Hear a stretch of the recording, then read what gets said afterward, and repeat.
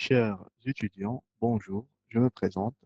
Je suis Dr Racha, chirurgien cardiovasculaire, et notre cours d'aujourd'hui va porter sur les explorations fonctionnelles en cardiologie. Le premier examen de la pratique courante médicale au niveau des urgences médicales comme chirurgicales, c'est la radiographie du thorax de face. Là, on a une image radiologique qui est le thorax de face qu'on doit interpréter anatomiquement. Donc, cette image radiologique doit être interprétée selon l'anatomie humaine et la silhouette cardiaque et pulmonaire. Donc, cette image correspond au cœur et au poumon. Aussi, on a les côtes et en arrière-plan, la colonne vertébrale. En cardiologie, on se concentre donc sur le cœur. Anatomiquement, la radiographie du thorax est interprétée ainsi. À droite, on a l'oreillette droite surplombée par la veine cave supérieure. À gauche, on a le ventricule gauche, le tronc de l'artère pulmonaire et la crosse de l'aorte, communément appelée le bouton aortique. Donc, c'est la silhouette cardiaque normale avec un thorax normal.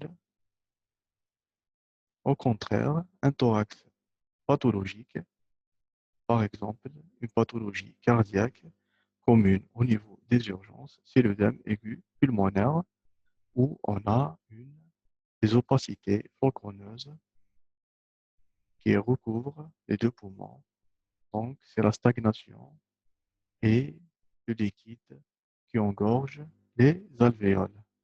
Donc, il apparaît sous forme d'une image floconneuse des deux poumons.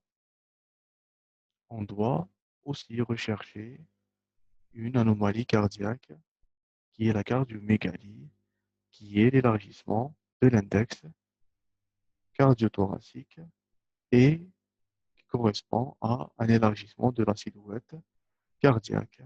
L'index cardiothoracique se mesure ainsi par le plus grand diamètre cardiaque sur le plan du plus grand diamètre du thorax.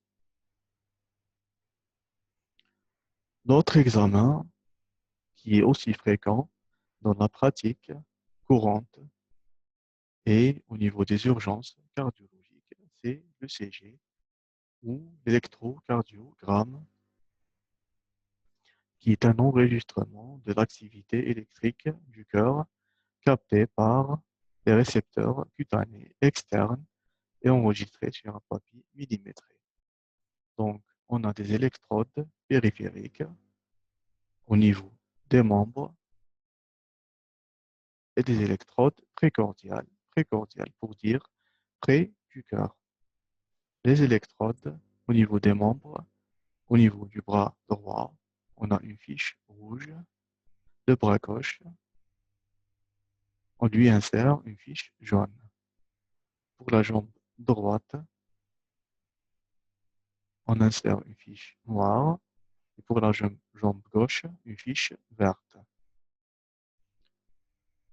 Les électrodes précordiales sont placées comme suite en V1 au quatrième espace intercostal droit, le V2 en face à V1 au quatrième espace intercostal gauche, en V4, c'est le sous-mamelon nerf gauche, donc juste en dessous du mamelon, on insère cette électrode.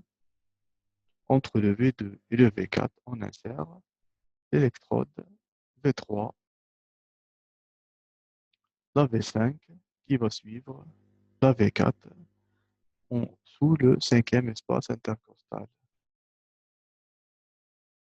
Donc, on aura notre tracé d'électrocardiogramme sur papier millimétré. Un autre examen, le troisième, c'est le potentiel tardif ECG. C'est un ECG, mais différent. La différence qu'il est amplifié 100 fois. On peut donc déceler des potentiels de faible amplitude et des anomalies électriques à la fin de la dépolarisation ventriculaire. C'est un potentiel tardif qui signale la présence d'un risque d'arythmie.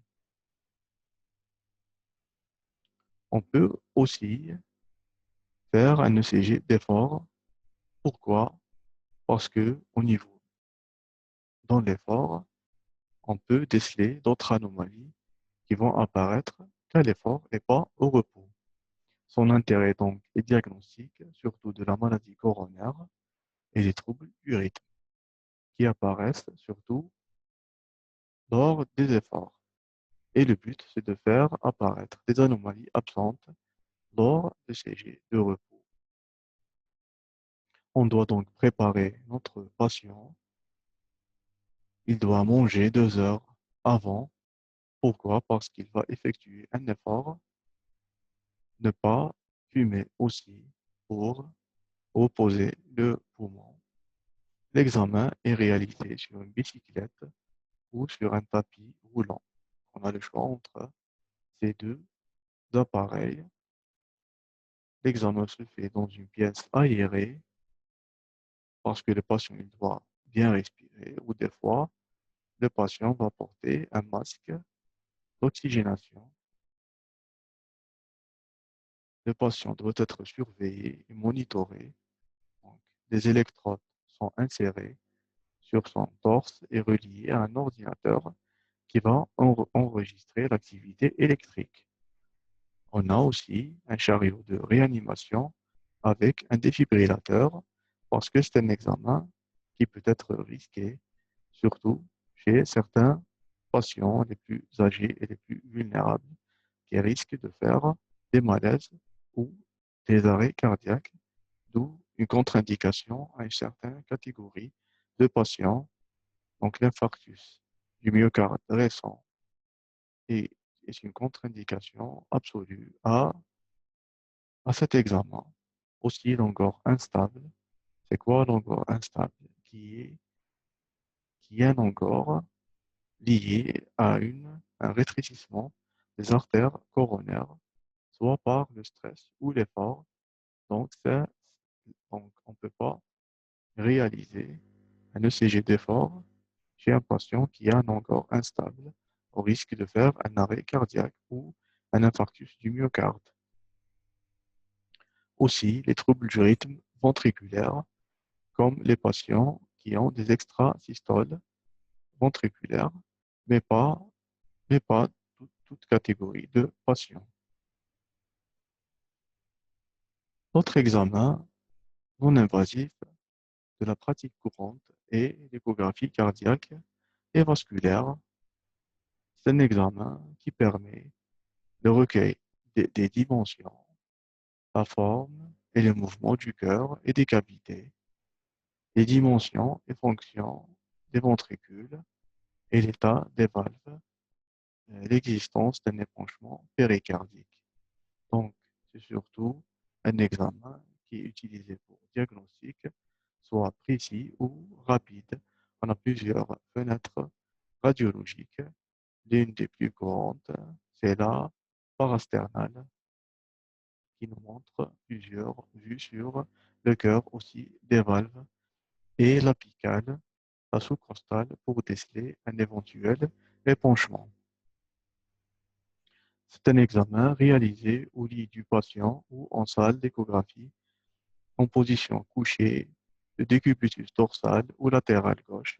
Le patient au torse nu, la sonde déplacée aux intercostaux gauche, qui est la fenêtre radiographique préférée des cardiologues ou des radiologues, près du sternum ou en dessous mammaire. Le gel est posé sur la sonde pour relier les ultrasons. Résultat, l'image reproduction sur papier et photo, soit sur une bande magnétique. Donc, l'échographie, c'est un examen aussi important en pratique courante pour un diagnostic rapide. L'échographie cardiaque de stress, c'est le même principe, sauf que là, le patient allongé va pédaler sur un appareil spécial qui est une forme de bicyclette où il va effectuer un effort. Là, le patient est oxygéné par un masque. Donc, il y a l'échographie d'effort, aussi l'échographie à la dobutamine.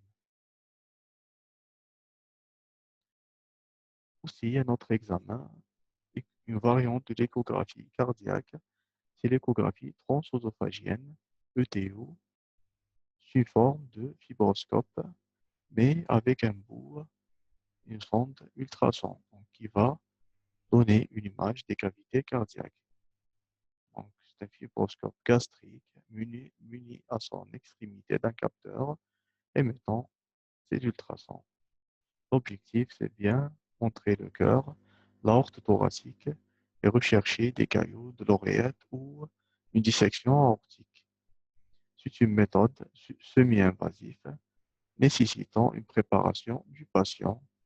C'est un examen désagréable de durée limitée, inférieure à 10 minutes. On ne doit pas dépasser cette durée. Cet examen nécessite une préparation. Le patient doit être agent et coopérant, donc il ne doit pas mordre sur la sonde. Il doit l'avaler rapidement pour un examen rapide. Donc, soit le patient est endormi en salle opératoire pour ne pas générer de douleur ou de gêne, ou le patient qui est coopérant et qui va aider l'opérateur en avalant rapidement la sonde pour diminuer le temps d'examen. Notre examen, c'est l'Holter ou ECG longue durée. C'est un ECG de 24 à 48 heures. On a 5 électrodes collées sur la poitrine du patient. Là, c'est l'appareil qui va enregistrer l'ECG des 24 heures. L'appareil est porté à la ceinture du patient. Le patient qui peut continuer ses activités. Donc, c'est un ECG d'effort de repos.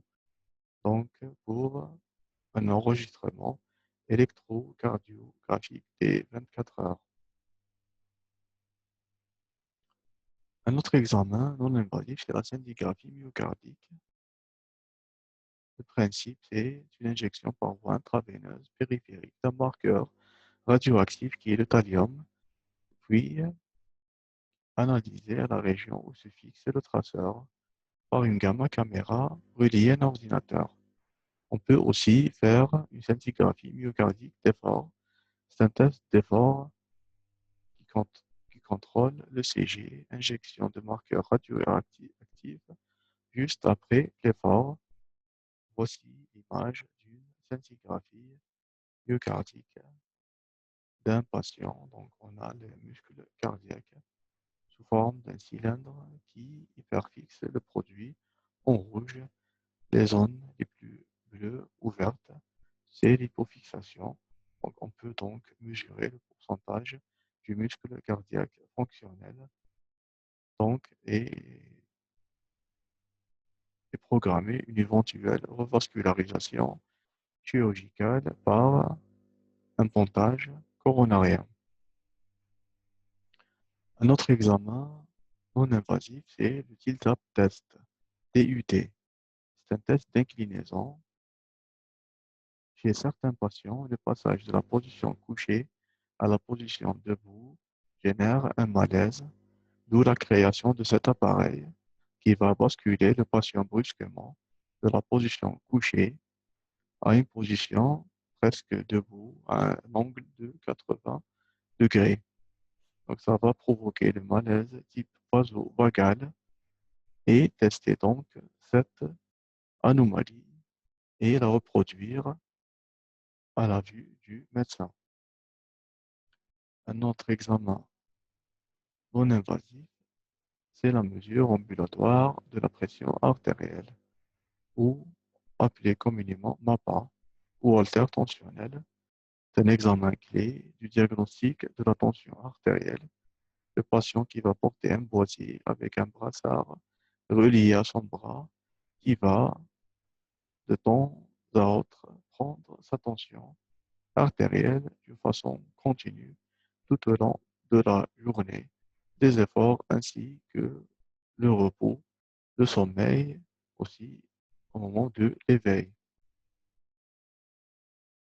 Les autres examens non invasifs qu'on doit citer, donc le coroscanner, c'est un examen non invasif pour vérification des patients pontés ou stentés et voir l'état des coronaires. L'angioscanner, qui est un examen clé de la pratique cardiovasculaire de chirurgie, il aide à déceler les embolies pulmonaires ainsi que les dissections de l'aorte. C'est un examen qui est réalisé rapidement au niveau des urgences. L'IRM cardiaque, c'est un examen dont le but est de voir le muscle cardiaque, son épaisseur, son état fonctionnel et des fois des maladies inflammatoires ou dégénératives du muscle cardiaque. Le dernier examen invasif, c'est l'angiocoronarographie, ou appelée communément coronarographie. C'est un examen médical complémentaire invasif qui utilise la technique de radiographie au rayon X et l'injection d'un produit de contraste iodé, donc une sonde qui est remontée jusqu'aux artères coronaires au niveau du cœur, qui est introduite par un guide. Donc, on injecte le produit de contraste iodé au niveau des artères coronaires. On effectue une image. Là, c'est le réseau gauche dans le tronc commun, l'IVA proximal et l'artère circonflexe proximale et distale, et là, une artère marginale. Par contre, l'artère coronaire droite qui dessine la forme d'un C et qui comprend trois segments, le segment 1, le segment 2 et le segment 3. Des fois, on recherche une branche marginale du bord droit. La coronarographie, qui est un examen très important dans la pratique de chirurgie des pontages coronariens. Je vous remercie.